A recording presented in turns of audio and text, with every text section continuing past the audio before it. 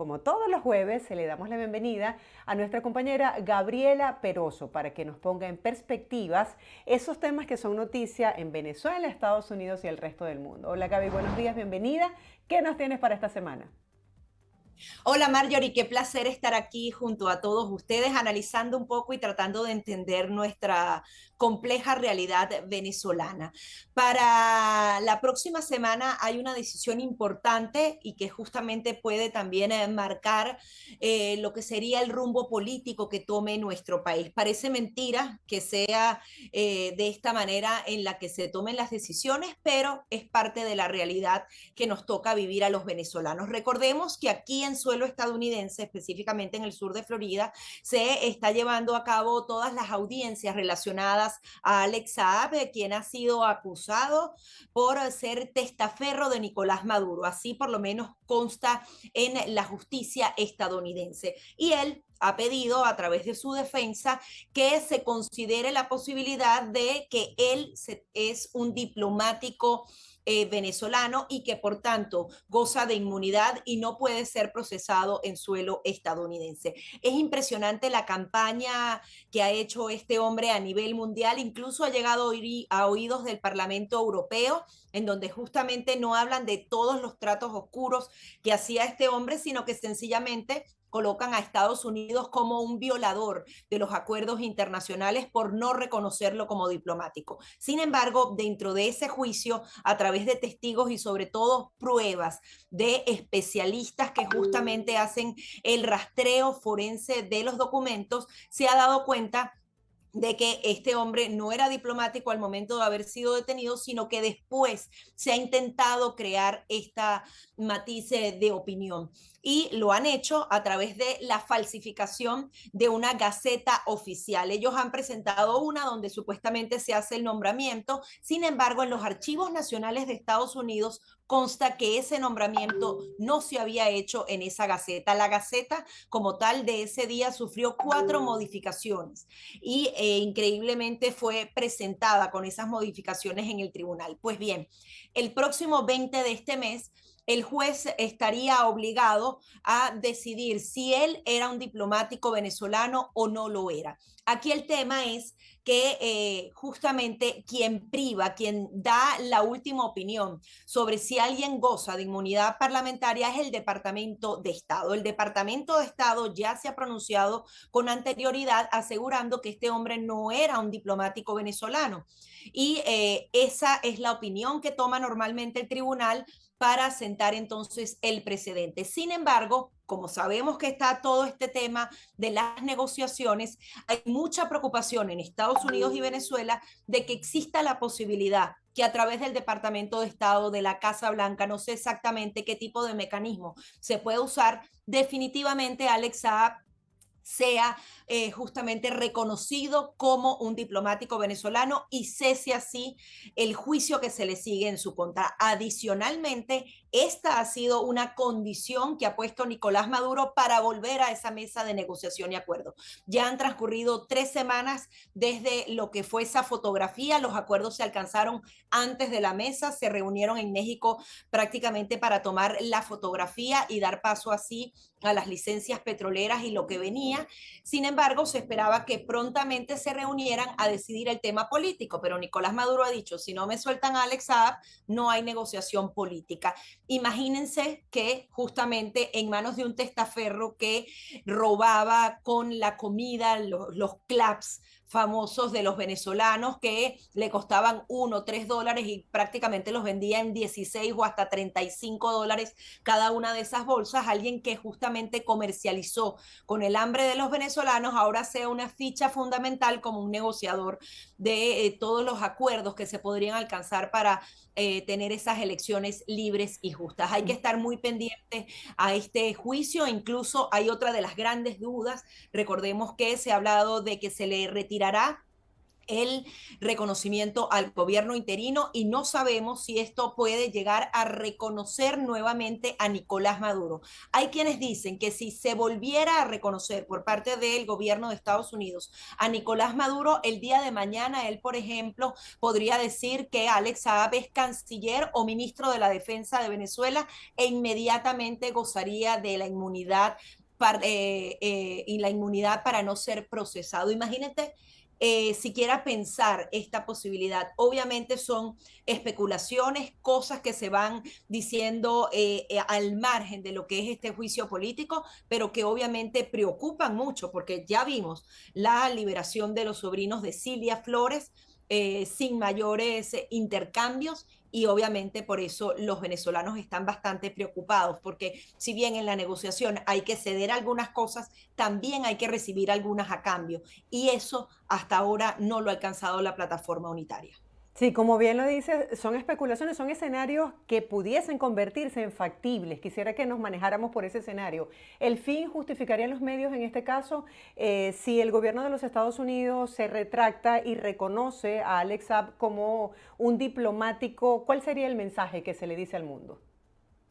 Bueno, un mensaje muy peligroso porque estamos hablando de un testaferro donde Estados Unidos tiene pruebas muy contundentes de que este hombre hacía los acuerdos no solamente en materia alimenticia para Venezuela, era un hombre que tenía negocios con Irán, que incluso se habla de unos enlaces muy oscuros de lavado de dinero. Él fue, y lo reconoce así incluso Diosdado Cabello, el hombre que pudo sortear y crear mecanismos paralelos para saltarse las sanciones. Es decir, es un hombre que se burló de la justicia norteamericana, que justamente tiene estos mecanismos para presionar a las dictaduras y él fácilmente pudo saltarse y violar todos estos preceptos en materia petrolera, de materia prima, de una cantidad de cosas. Es decir, un hombre que justamente ayudó a Nicolás Maduro a que las sanciones no fueran tales. Obviamente ahora tú lo sueltas. Aquí, por ejemplo, en Estados Unidos hubo mucho revuelo porque hicieron el intercambio de una deportista norteamericana que obviamente siempre va a tener derecho a volver a su patria, pero lo intercambiaron por uno de los hombres más peligrosos del mundo, el negociador de armas más reconocido, el personaje ese de una de las famosas películas de Nicolas Cage, Uh -huh. The Lord of War, el caballero de la guerra, ese personaje conocido mundialmente que en los años 80 entregó miles de armas automáticas a los niños en África, que intentó armar a la guerrilla colombiana por todo el mundo. Incluso era tan poderoso que tenía más de 60 aviones para distribuir esas armas, daba armas a los dos bandos en cualquier guerra civil que existiera en el mundo. Ese hombre fue intercambiado sin mayores detalles en medio de la guerra entre Rusia y Ucrania. Ese también es un mensaje muy delicado, porque ¿qué le dices al mundo? Detén a un ciudadano común en tu territorio porque seguramente puede ser canjeado por uno de tus grandes criminales. Ese fue el mensaje que le mandaron con Rusia. Entonces, si llegas a mandar un mensaje de ese nivel, de ese calibre, de alguien tan peligroso, Alex Saab no necesariamente es un peligro para la seguridad nacional. Hay quienes dicen que este hombre, el traficante de armas, sí puede ser un peligro para Estados Unidos, porque incluso estaba formando células terroristas para atacar a Estados Unidos y fue liberado. Entonces, el mensaje que están mandando al mundo es bastante contradictorio y da una fragilidad absoluta a las instituciones de Estados Unidos. Por tanto, no me sorprendería, ojalá que no seamos sorprendidos de que Alex Saad pueda gozar de algún tipo de beneficio a través de ser diplomático u otro tipo de decisión política que se tome por encima de la justicia. Sí, se le conoce como el mercader de la muerte, un caso que ha generado muchísima polémica, pero vamos avanzando porque tenemos muchos temas para hoy. Otro caso que ha sido noticia es el de Claudia Díaz, conocida como la enfermera de Chávez, que fue encontrada culpable y su equipo de defensa pues asegura que van a apelar esta decisión. ¿Qué nos puedes comentar sobre este caso? Si bien ella junto a su esposo, que era el escolta de Chávez, Adrián Velázquez, podrían enfrentar una condena de hasta 20 años de prisión. Ellos nada más se hicieron con unos 65 millones de dólares que fueron los que encontraron en sus cuentas. Imagínate cuánto dinero más se habrá movido alrededor de eso. Se logró probar algunos sobornos por más de 4 millones de dólares. Era un caso bastante sencillo.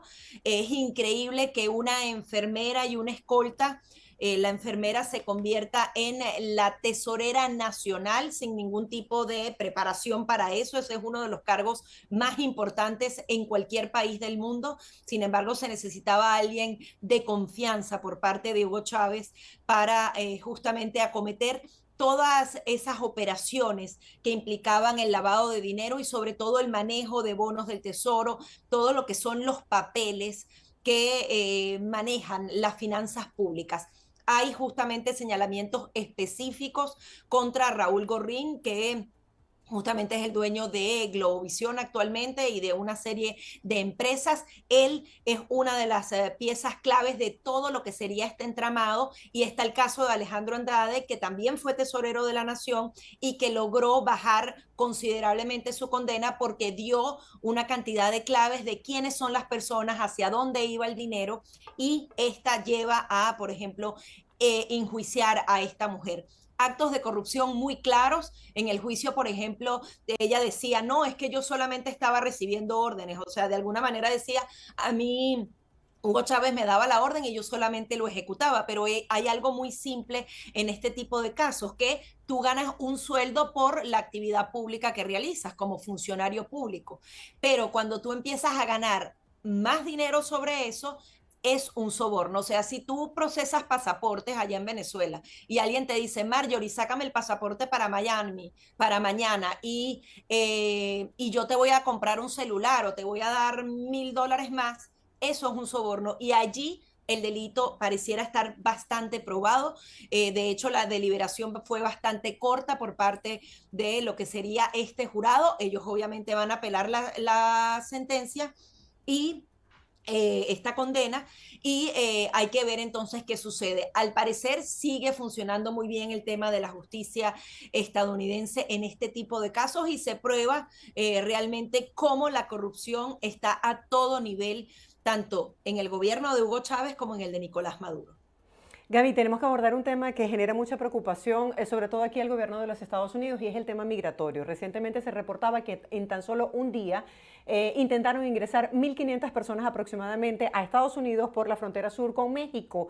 Y está en el tapete la noticia de la eliminación de la aplicación del título 42, pero ahora el gobierno dice que va a aplicar una nueva medida, que es el título 8. Quisiera que habláramos qué establece este título 8 y cómo el gobierno de los Estados Unidos pudiese buscar esta vía de escape para hacer deportaciones en caso tal de que las personas no califiquen para un caso de asilo. Si bien la situación migratoria ha llegado a un punto crítico acá en Estados Unidos, no solamente hablamos de 1.500, a veces han entrado y se ha registrado oficialmente así más de 9.000 personas en un día. Incluso durante el fin de semana, por ejemplo, por El Paso, Texas, Uh -huh. el número de migrantes es increíble. Hay hasta cámaras con drones donde se ven las personas entrando como si nada a la frontera estadounidense, algo que no había ocurrido jamás en la historia de este país. El mensaje que han enviado las autoridades es que si vienes, te puedes quedar en Estados Unidos, puedes pedir asilo sin mayores problemas. No todas las personas califican para asilo. Sin embargo, al decir que están solicitando asilo político, las autoridades se ven obligadas a recibirlos. Hay una cantidad de mecanismos que existen en las legislaciones para hacer cumplir esa ley, pero una de ellas, la que fue más utilizada desde la administración anterior, es ese título 42 que permite la expulsión rápida de los migrantes antes de que pidan ese asilo político. Se habla de este título 8, al parecer el mecanismo no es tan práctico como el título 42.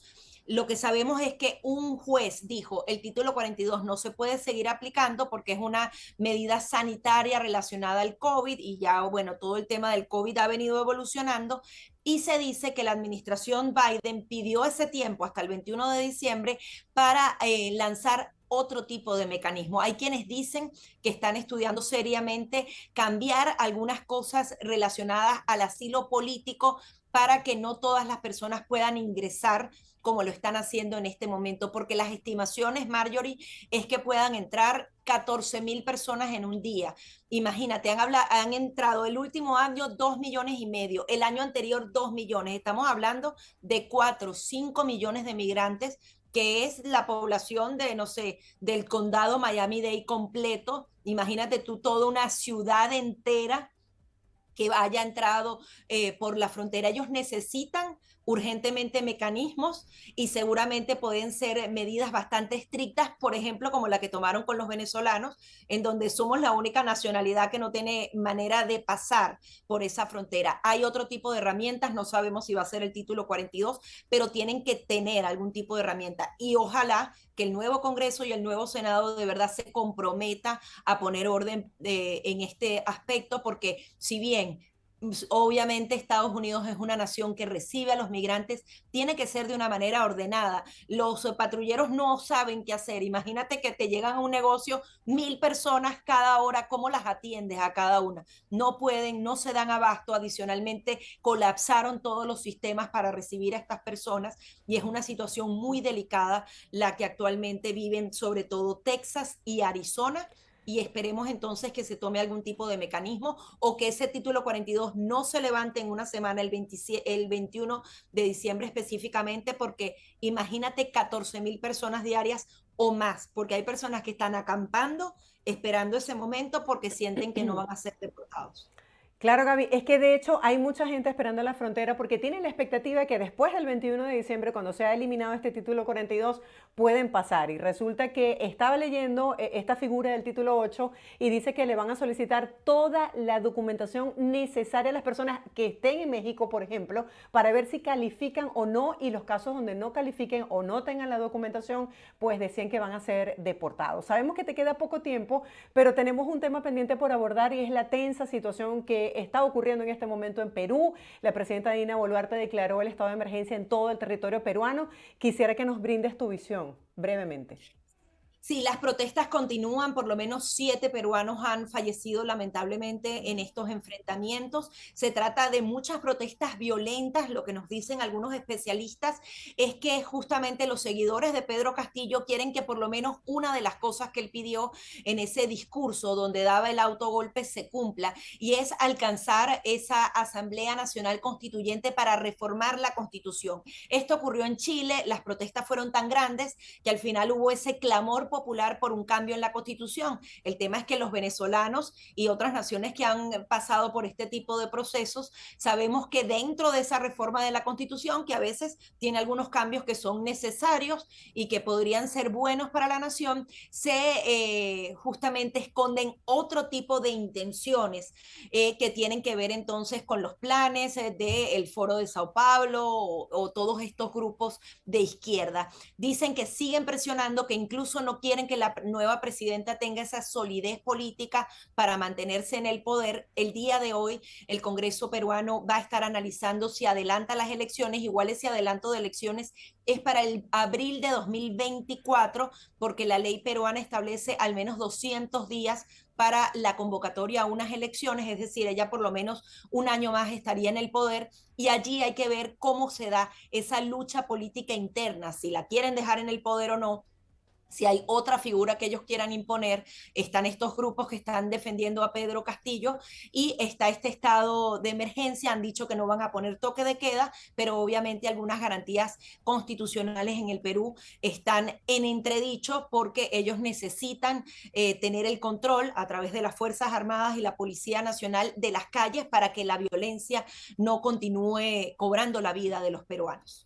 Gaby, gracias por tu tiempo y por tu análisis sobre estos temas que son noticias. Feliz día para ti.